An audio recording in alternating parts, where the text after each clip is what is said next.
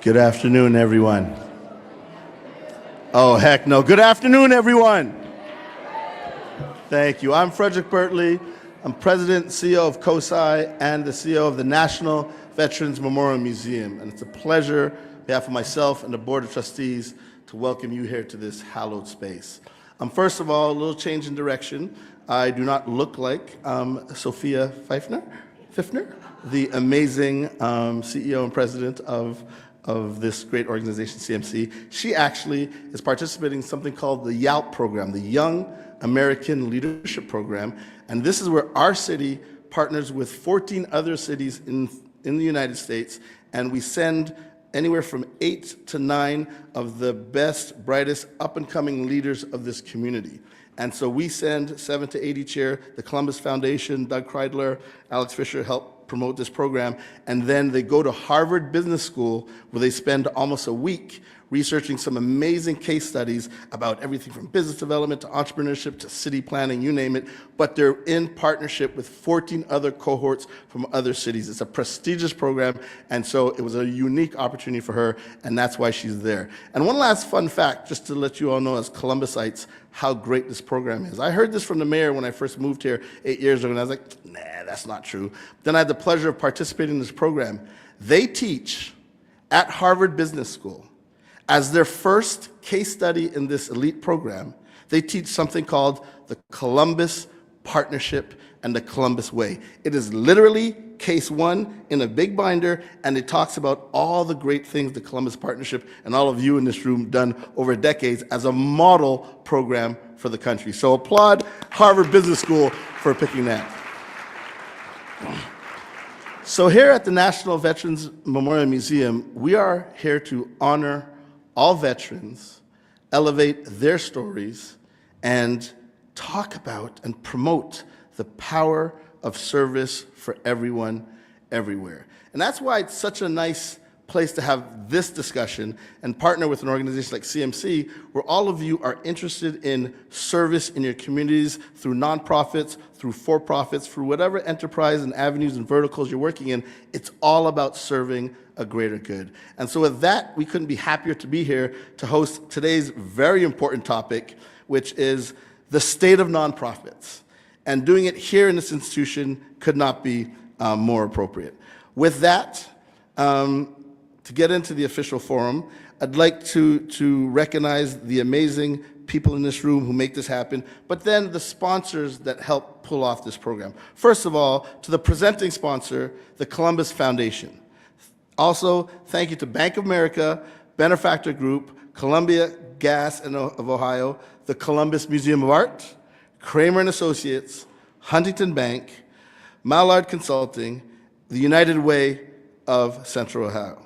And our presenting sponsor, for those of you on live stream, the Center for Human Kindness at the Columbus Foundation, and our live stream partner, the Columbus Dispatch. Ladies and gentlemen, please clap for all these amazing people that make this happen.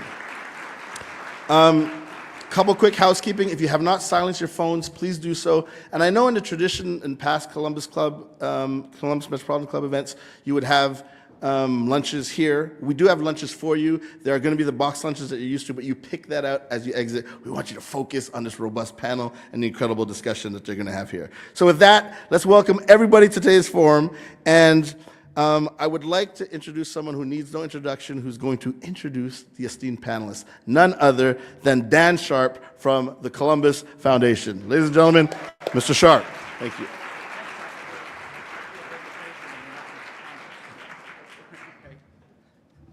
Thank you so very much, Dr. B, and congratulations to CMC on its bold leadership in changing venues to ensure that we can include more people in today's important conversation. CMC is always relevant, and today's conversation seems hyper-relevant with the release of the Giving USA data just yesterday. While the report encompassed 2024's philanthropic activities, and arguably this year seems to be quite different, the news for 2024 was very good. $592.5 billion went to U.S. charities in 2024. That's a 6.3% increase in current dollars, a new high. and all measured subsectors like education, health, arts, social services, all saw donations increase in current dollars. And that came at a really important time for the sector, as critical aspects of COVID recovery remain. Many community needs have been well documented to be increasing, and this year, funding priority shifts, especially amid governmental dollars, have many organizations scrambling. So navigating the current operating environment and what is yet to come will take all of us. And so I'm pleased by the efforts of everybody in this room, online, certainly on today's panel, for all of the caring and doing that each of you are engaged in. And thinking of the butterfly effect for doing even the smallest things to make waves of positive impact to improve our community. For the Columbus Foundation, that means, for the first time in our 80-plus year history, dipping into organizational reserves to make more funds available for strategic grant making. And creative responses, continued commitment to mission, and doing the hard and heart work is what this nonprofit sector is built for.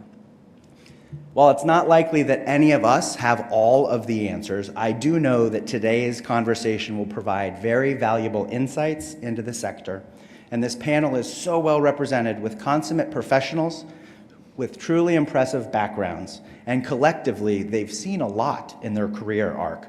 But I would venture to guess that the current state of the nonprofit sector is presenting some very new scenarios. So it's my great honor to welcome today's panel, beginning with Julie Fletcher, Director of Community Impact with Crane Group.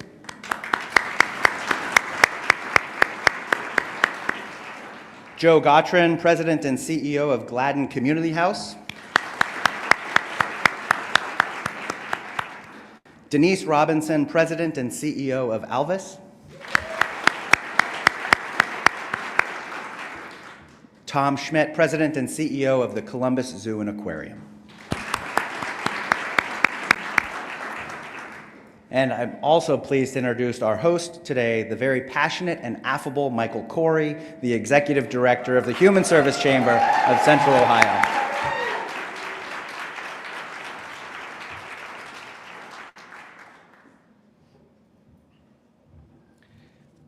Passionate and affable are very nice euphemisms. Thank you, Dan. I'm used to you calling me much worse. Forgive my appearance, but given the state of funding for nonprofits, I don't have a collared shirt anymore. I'm down to the t-shirt. Let's start today where we're going to end it. I want every nonprofit staffer and leader to stand up and accept the applause of this room. Stand up.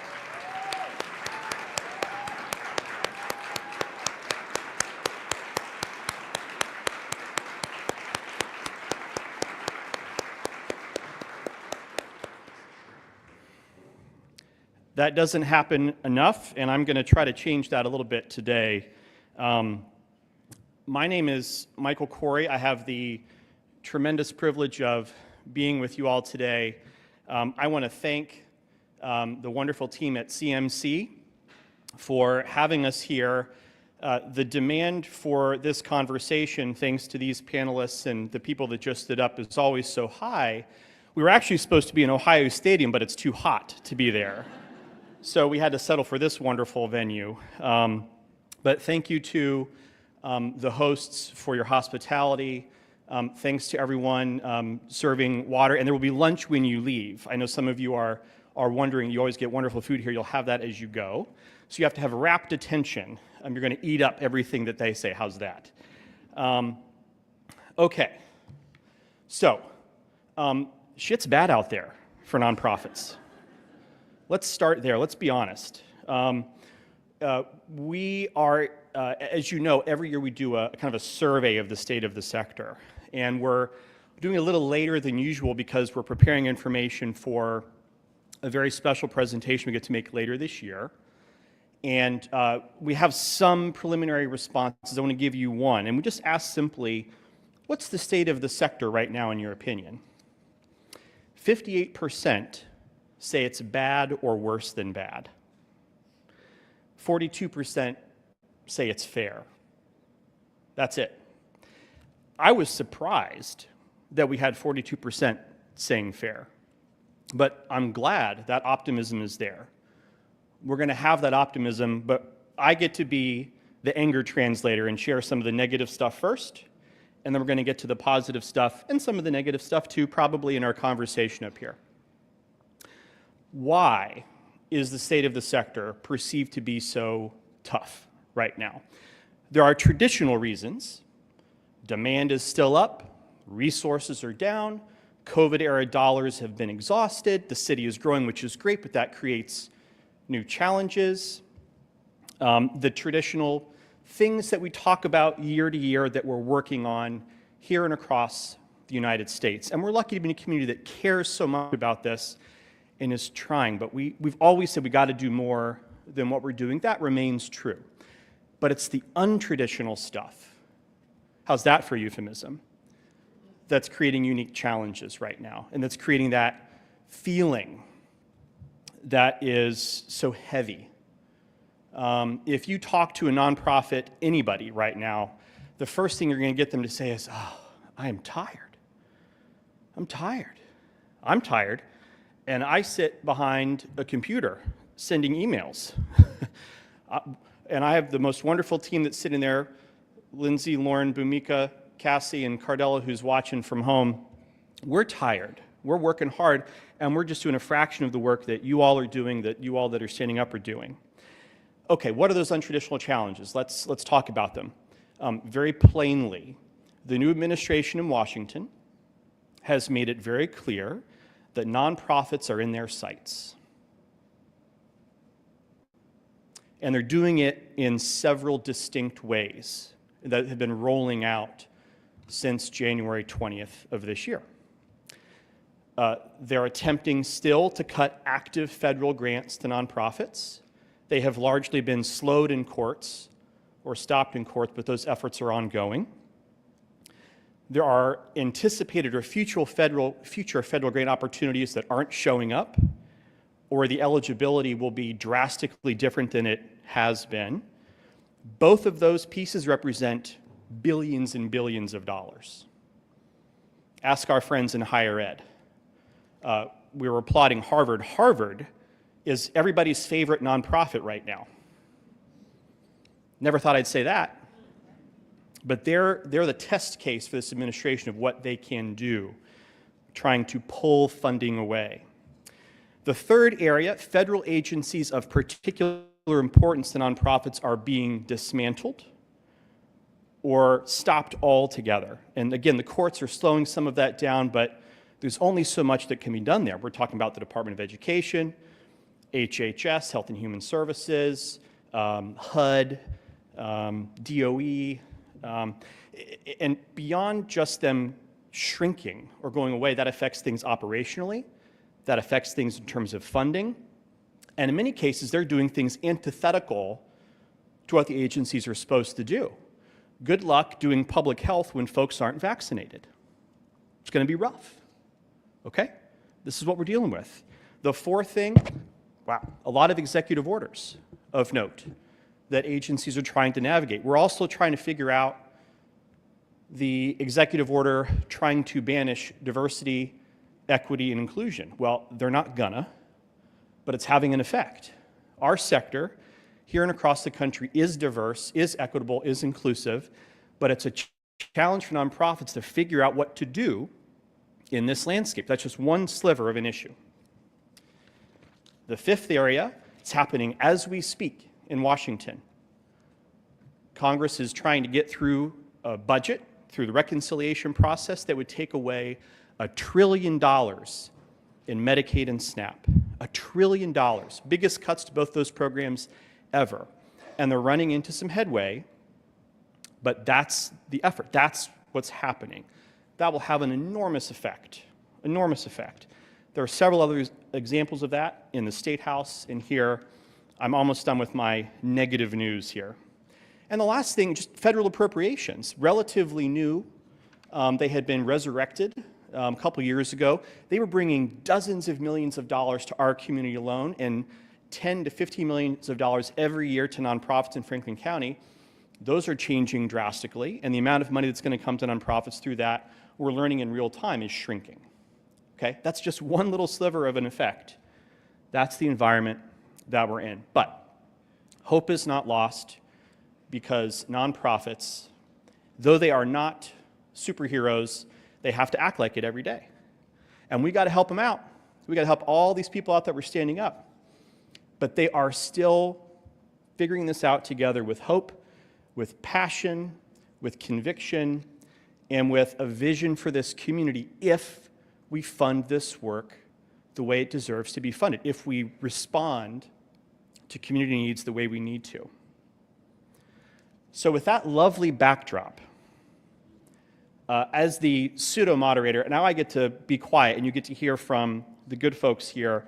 And I want to start, we'll go right down the line, introduce yourselves, your organizations, a little bit beyond what we heard out of the gate, and give us your assessment of the state of the sector for your organization, but for what you know of the networks that you're in, the subsector, the people you speak with here and across the United States. We want to hear candidly what's the state of the sector right now, and we'll start with you, sir. Sure. Tom Schmid with the Columbus Zoo and the Wilds and Zambezi Bay and Safari Golf Club. And yeah, I think what I hear a lot, talk to my colleagues about, is just the uncertainty and the instability of the environment right now. Our institution doesn't receive any federal operating support, but we're the beneficiaries of federal grants from IMLS, for example, that help us conserve and sustain our elephant populations. And so knowing that funding source is no longer available, I mean, that's going to have an impact on elephant sustainability and conservation of species. So yeah, I think, that's certainly a challenging environment, but I would say even drilling down to the state and local level, what's happening at the State House, what's happening here in Columbus, a lot of discussion about property tax. We get it. It's going up. But to do away with that, or to do away with levies, or make structural changes to levy programs, allowing budget commissions to reduce millage, for example, even after voters approve a levy, is just a lot of uncertainty, a lot of concern. We're fortunate recipients of significant levy support from Franklin County, and that allows us to keep our ticket pricing and our membership pricing a little bit lower for Franklin County residents, and also provide amazing care for the animals at the zoo and in the wild. So, that becomes in jeopardy in the future. That's a major shift to our operation. So I think it's, not just at the federal, well, you touched on the state level too. I think just the uncertainty, the instability, not really knowing, not seeing a clear path ahead, I think that's causing a lot of stress in not-for-profits throughout our sector and throughout the nation. Denise. Good afternoon, everyone. It was telling to see so many people stand up when you said that, so I really appreciate that. I'm Denise Robinson. I'm the president and CEO of Alvis. And what we do is we have 5 lines of services. We've been turning lives around for by 180 degrees. That's one of our mantras. But our 5 lines of services is working with the reentry population, residential, non-residential, very large workforce development program, behavioral health, substance use disorder treatment, trauma-informed care, mental health, working with persons with developmental disabilities that are offenders or are at risk of offending, and then finally our families and our children. State of the sector. I promised myself before I came up here that I was going to let Michael be the negative one. You're welcome. Thank you. But it's really hard. It's really hard to relinquish that, because we are all of us are scared. We're scared. We don't know what to do. For me, and I know others in the room, we're really strategic in the way that we do business. And it's hard to be strategic when you don't know what's coming down the road. Strategy usually includes, forecasting, but you can't forecast something that has something that changes every day. It changes every day and sometimes every hour. And so we are, it's just an unstable way to be. And I just feel like, we have to work so much harder than ever just to save people. A quick point of privilege. If you didn't know, Denise had a plan for a pandemic before there was a pandemic. That's how good of a planner she is. But even the Federal Reserve today can't plan ahead. If they can't do it, how are nonprofits supposed to do it? Joe, up to you. All right, it's a privilege to be here. Joe Gottron, I'm the president and CEO of the Gladden Community House. For those of you that may not be familiar with us, we're about a mile from here in the heart of Franklinton. Thanks to the vision and the action-oriented Reverend Dr. Washington Gladden back in 1905, and the support of the Jeffrey Company, C.L.A. Jeffrey, Gladden got its start. And it's an absolute privilege to be part of the organization. We have programs that range from preschool to after school, to our food pantry that serves 1,000 a month, to our senior programs and our awesome relationship with the Community Shelter Board and a number of other programs. So it's just amazing to go from the last 40 years of my life where I was in the business world, and I've lived through some of the most challenging corporate turnarounds, the one with IBM being the most challenging, to a shift over the last year of living inside of a nonprofit. And it's one thing to be on boards and to be engaged, and I think which is awesome, which I love doing for the last 30-some years. But to be living inside a nonprofit and living our mission and what we do, and to be challenged the way we are in this climate, it's an eye-opener. Last year when I had the privilege of meeting with Janelle Coleman, and we were talking about what it's like to be inside of a nonprofit after being in the business world for 30-some years, and we came up with this analogy of almost like if every person spent 1 year living inside of a nonprofit, no different than like the Peace Corps, this would be a different world.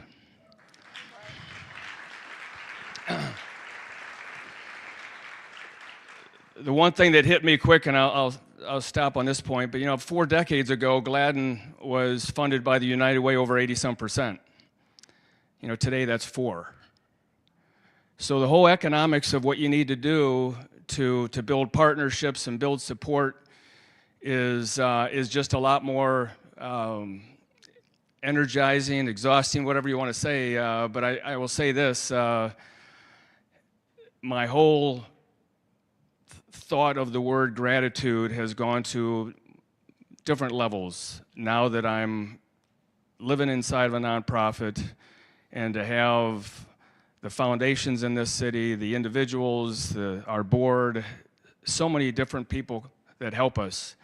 It's just, it's fuel that just drives you to jump out of bed and to do what we do. So the climate's challenging, it's stressful, but it's also pretty energizing and inspiring.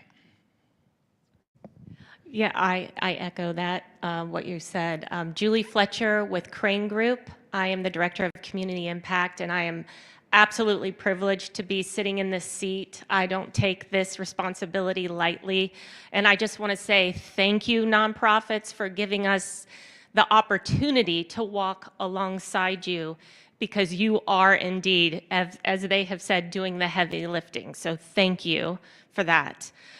Crane Group is a 4th-generation family-owned company. We invest in business, people, and good. And some of you may know our beginning as Crane Plastics on the South Side. Today, we own and operate a diverse portfolio of companies across the country. Here locally, you may know Able Roof. As Community Director, or Director of Community Impact, I lead our philanthropic giving, our community engagement, and our diversity, equity, and inclusion. Oh, and in terms of state of the nonprofit, I can't say it any better than what has been said here, but sort of what Joe was alluding to, I would just like to add that the business sector also is navigating this chaotic uncertainty right now. We are tightening our belts, right-sizing our staff. We are scenario planning. So we feel you from that regard. A lot of us who have my similar role in the city for other businesses have been on both sides of the table. We are fully committed. Thank you so much for that, everyone. A brief history lesson in the next question. So nonprofits weren't really funded en masse by the federal government until the 60s with the war on poverty. And that is fundamentally changing in real time. That's one of the infrastructure challenges. That's one of the pieces of uncertainty that's affecting all of us. That's a huge chunk of the economy that's shifting under our feet really fast. So given all the uncertainty we've all talked about that you all, I think, understand, what are you doing to navigate this? How are you getting through it? You have no choice but to make adjustments. What are those adjustments?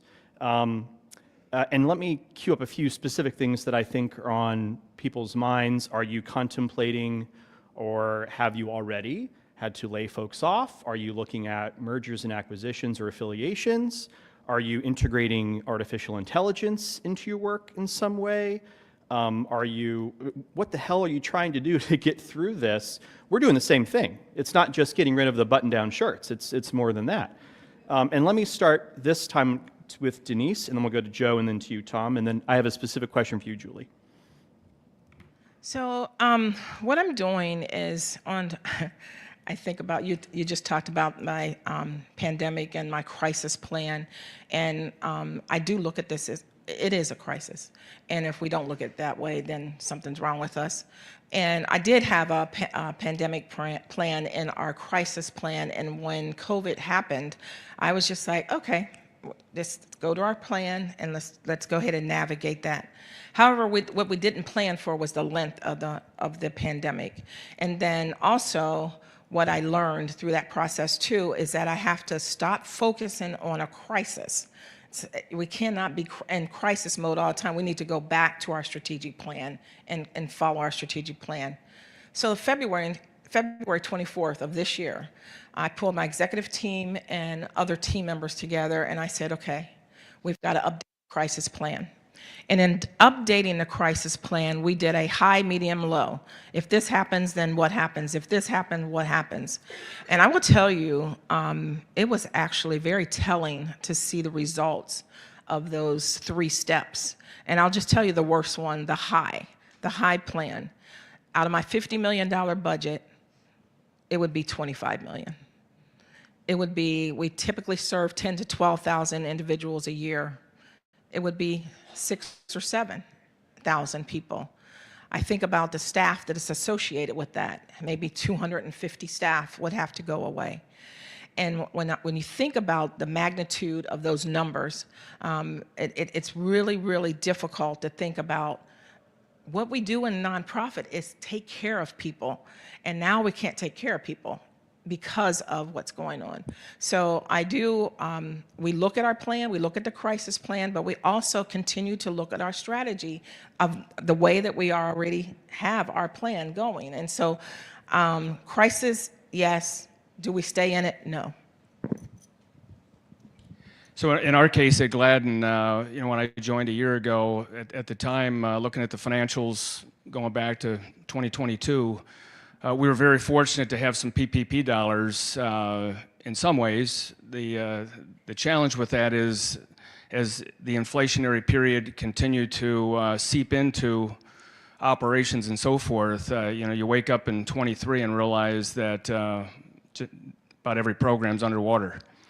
So even before we got into some of these more current challenges, I knew that we needed to start looking at every program and making sure that we had plans to get healthy in each program. In addition to an infrastructure, a building that was last updated 30 years ago that also needed a lot of help. So it's kind of been a multi-threaded plan from day one to look at each program and look for an angle to get the board more engaged with us. I just know from my experience in the past, when you're a board member that really wants to engage, you want to seek out opportunities for the board to get more engaged. And so one of the newer committees that we just launched is called our Program and Innovation Effectiveness Committee. And it's going to provide our board members with an opportunity to get even deeper with us, for those that have the time and passion to really help us understand where we might be able to navigate something. So for example, our preschool program, which is clearly, it's incredible with what we do with 3, 4, and 5-year-olds. We just got our latest outcome scores, and we're 3x in terms of outcomes for kindergarten readiness compared to the Franklin County average for underserved kindergarten readiness. So we're just doing some amazing things in that program, and I wanted to get the board more engaged with us so they could really understand what's changed over the last couple years from a funding perspective, from a city, county, federal perspective, and also help them better understand why it's just so darn important to invest in 0 to 5. And I could go really long on this one, but 3 months ago, I got an added injection of energy around 0 to 5 when Kent Johnson, the CEO of Highlights for Children, did a post on a Friday talking about his experience when he went to Florida for some meetings and learned about a documentary called No Small Matter. And how many in this room have ever watched that documentary, No Small Matter? If you care about children, if you care about our state, if you care about our country, invest 74 minutes and watch No Small Matter. As a society, we're underinvesting in 0 to 5, and it is absolutely, if we're going to not be here 10 years from now or 15 years from now and be in an even worse shape, we need to act on and pony up on 0 to 5 and go deeper. So it was a life changer for me. I mean, I saw his post on a Friday afternoon, and Angie and I watched it that night, and it's forever changed what I think every day when I wake up about what we need to do as a society if we're serious about justice, equality, and seeing kids flourish. So back on a track, so we're taking each program, we're going deeper with scenario planning, and we're working harder to do a better job of articulating our programs, articulating the outcomes of our programs, so that when we do go to foundations and supporters to ask for help, we can show that we're making a difference and we're going to make every dollar count in what we're doing. Thank you, Joe. Tom. So, yeah, similar to my colleagues here, we do contingency planning, and we're developing a scenario. What would we do if we saw a 20% drop in our funding? I mean, we need to be prepared for things like this. So that's sort of one half of the equation. I think the other half of the equation is coming to the realization that we're going to need to fundraise more than we've ever fundraised in the past, and we're going to need to raise more money than we ever have in the past. And I think about some of the folks who are here today. Nationwide leads that list. If you look at the funding that goes back into this community, we mentioned Janelle Coleman at AEP. I think about Battelle and Huntington Bank, Fifth Third Bank. There's so many of our organizations, and it's the same organizations that you see everywhere in the various sectors, and we're so thankful for what they do. But there's lots of other companies that aren't stepping up to the same extent that these folks are. And I think about some of the new companies coming in, AWS, Intel, Anduril. I think when these companies are coming in and they're receiving incentives to move workforce and invest millions and in some cases billions of dollars in our community, creating that expectation that if you're going to be in Central Ohio, you need to be in the community, and that means supporting these organizations that are so fundamental to our way of life and our health and safety. And so I've had discussions with Kenny McDonald about that somehow that needs to become part of the economic development narrative, that to be a successful, thriving company in Columbus means giving back. And I think that's a message that we all need to repeat over and over again.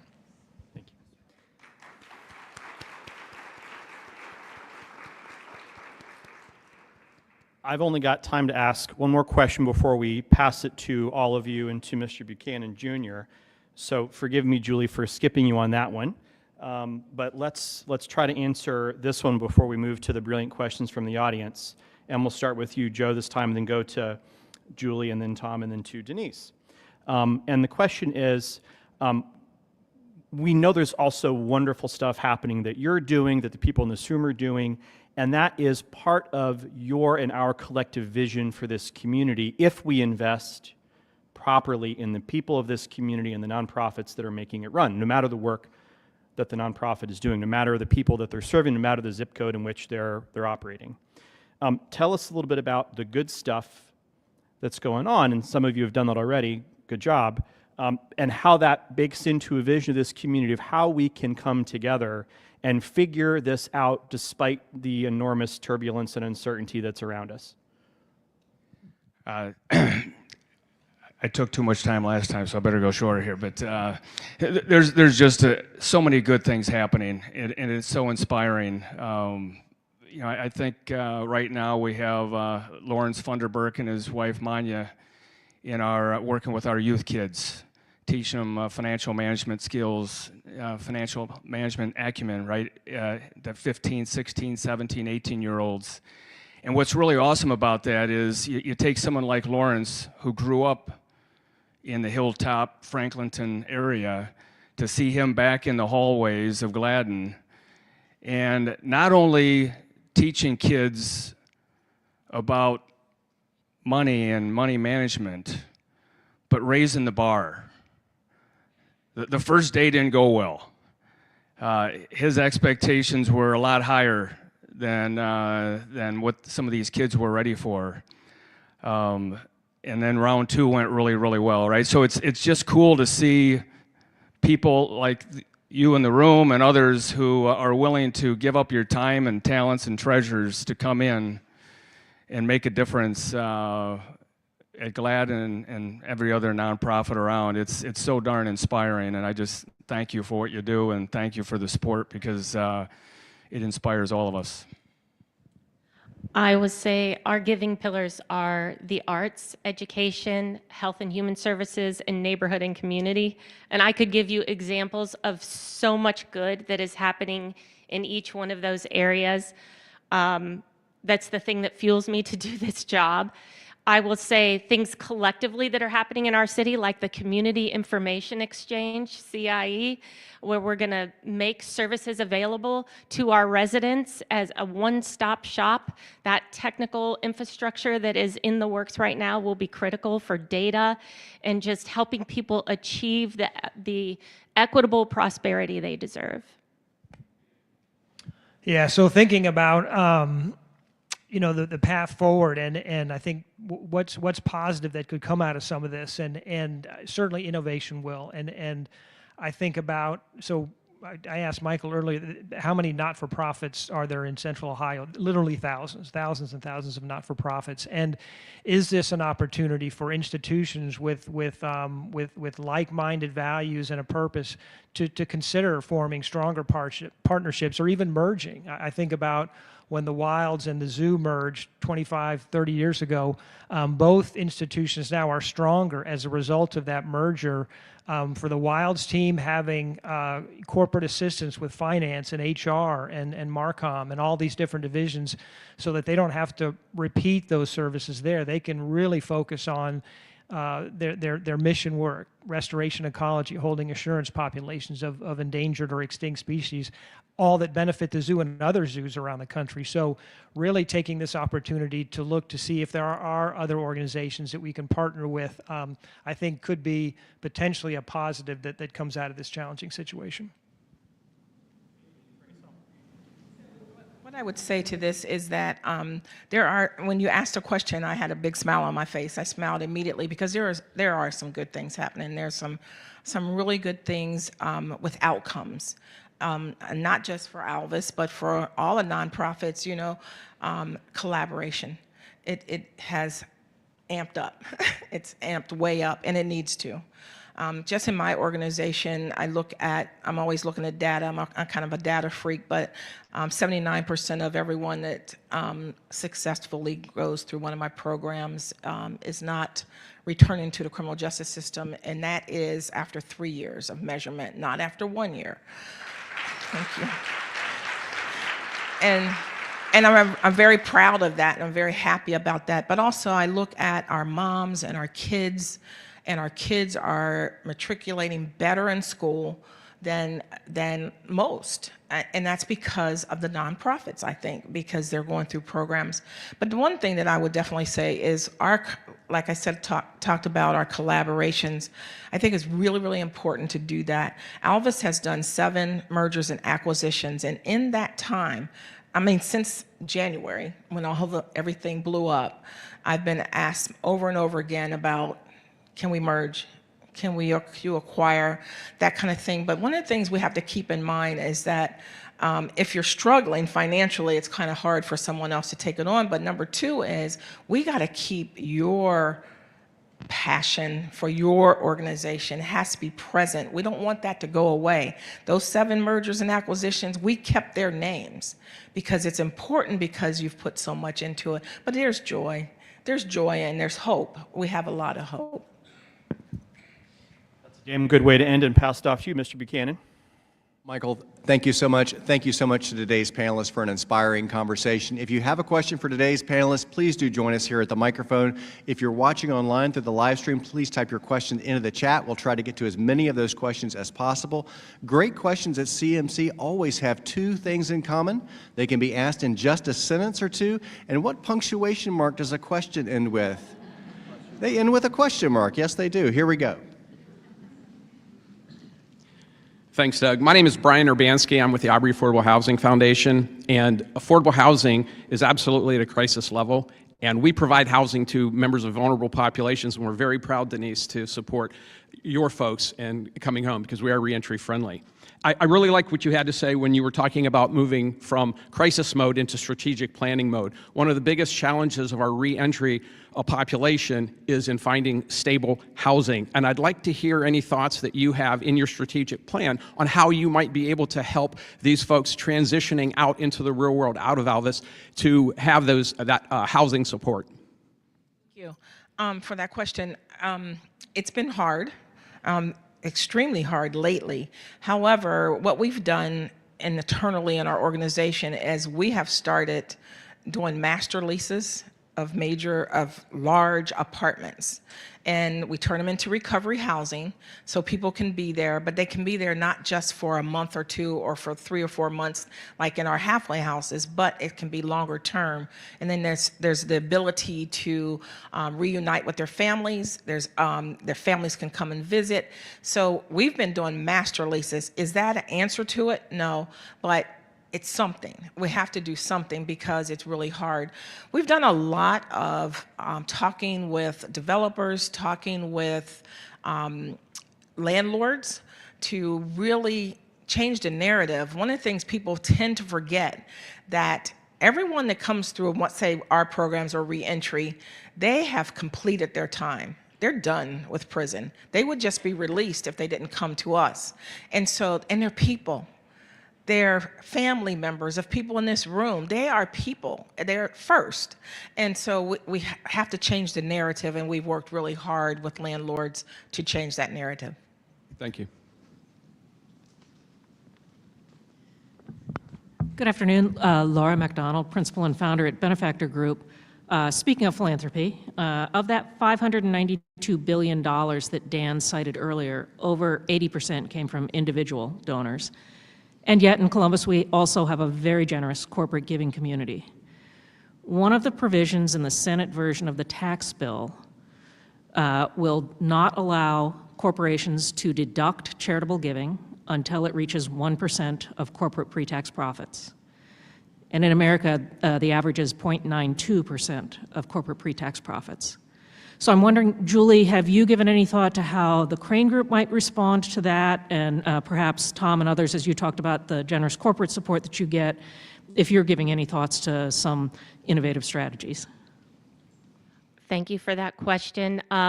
Specifically, out loud, no, we have not talked about that yet. But what I will tell you is that the commitment will stay in place. What that looks like yet, I'm not sure, but we set our philanthropic number at the beginning of the year, our budget based on the prior year. and then it remains the same. So more to come on that, but I can just tell you from the Crane commitment, will stay strong.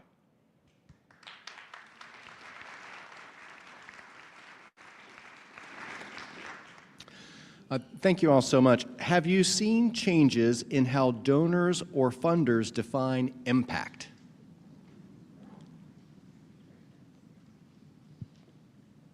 Yeah, I guess I'll start on that one, and I think yes, generally speaking, we're certainly seeing donors that want to understand and see the results of the funding they make, and I think that's leading to more restricted giving instead of just unrestricted giving. Certainly more restricted giving and restricting toward particular programs, conservation, education, a certain capital project, less support for general operating. And so I think that follows a trend that we've actually seen probably for the last 5 or 10 years, but I think it's becoming more intentional now. I mean, folks really want to see how that specific donation they're making is impacting your institution. So. Most of our donors are expecting, as well they should, is what is the outcome? Just like you said, what's the impact? And I love that. I love being able to provide data and showing that their dollars really matter. I don't know where we would be without our partners. I just don't know where we'd be. So yeah, I think it's the data and the outcomes. Okay. I would just say yes, it's outcomes, and at Crane, we look at how is this work impacting what population, et cetera. But also, it's very helpful when we have someone on that board, because we have so many asks that come our way. We have a certain budget, so it's very helpful just to know that you have inside eyes. It is. And also then the outcomes.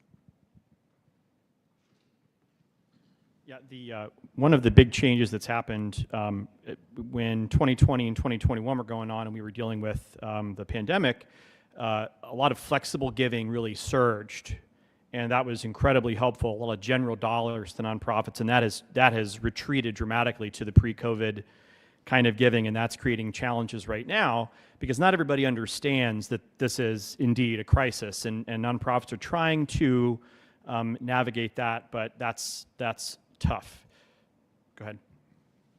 Hi, I'm Brad Griffith from Buckeye Innovation. I'm also board chair right now for City Year Columbus. I'm interested, Michael brought up the idea of AI. Is that a component? I'm interested in what role technology is playing right now and helping you to be more efficient, or maybe some comments on technology needs that nonprofits have. I see some tech folks in the audience who are eager to help out with nonprofits.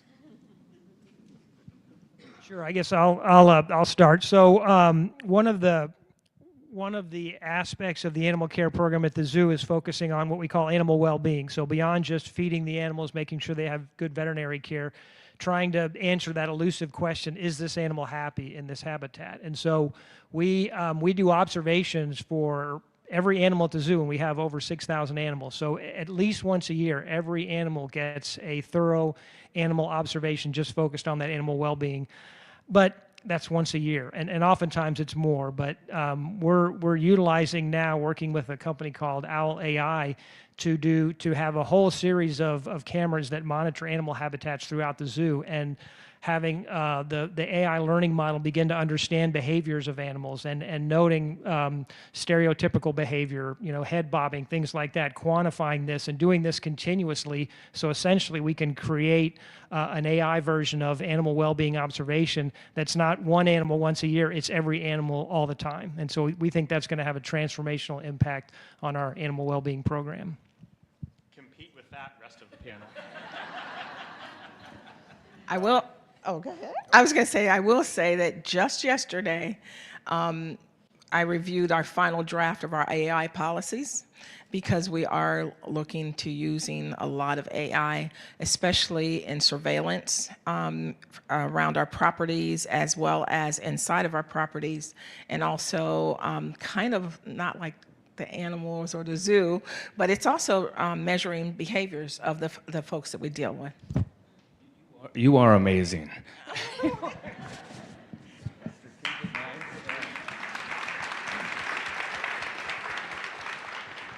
Yeah, I'll just say we are looking at it with our grant management platform, just considering it, not in the way that it would help us necessarily make decisions, but just in the tracking and reporting piece of it.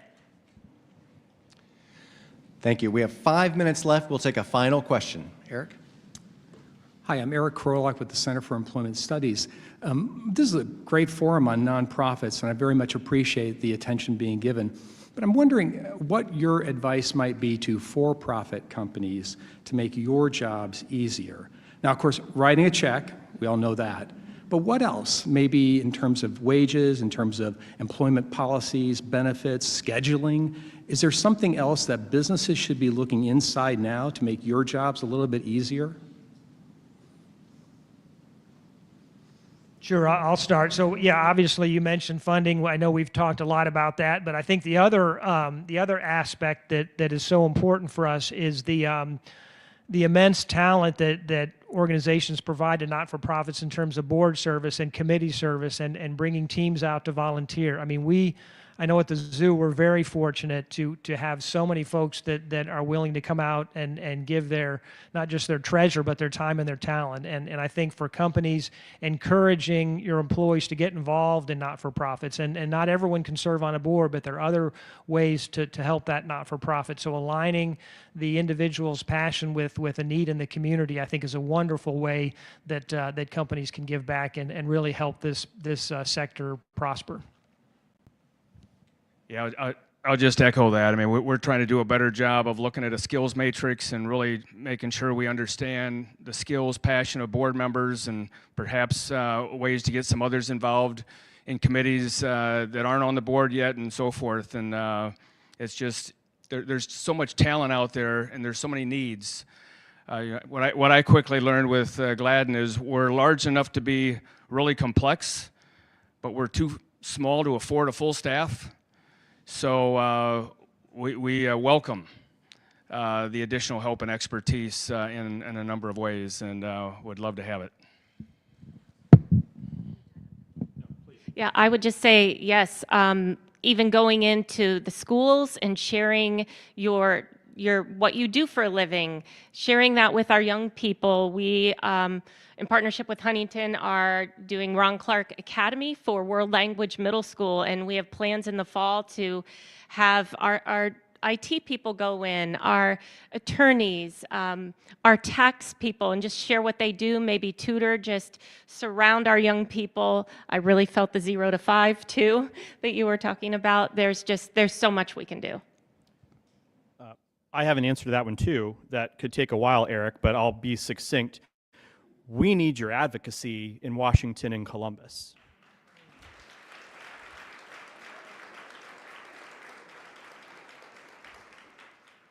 I should probably stop on an applause line, but that's the most valuable thing you can do right now. That's the most valuable thing. There is a transformational change in funding happening, but it's not a sure thing. We can stop it. We can't do it without you. And I want to thank Jeff Polosovsky from the Columbus Partnership, who's somewhere in here, for being such a great champion and partner in the local business community for nonprofits. Where are you, Jeff? There.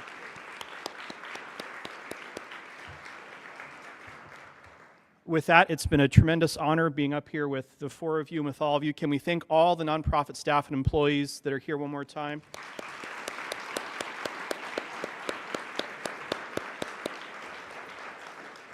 And to another of my bosses, Dr. Frederick Bertley, I'll hand it off to you.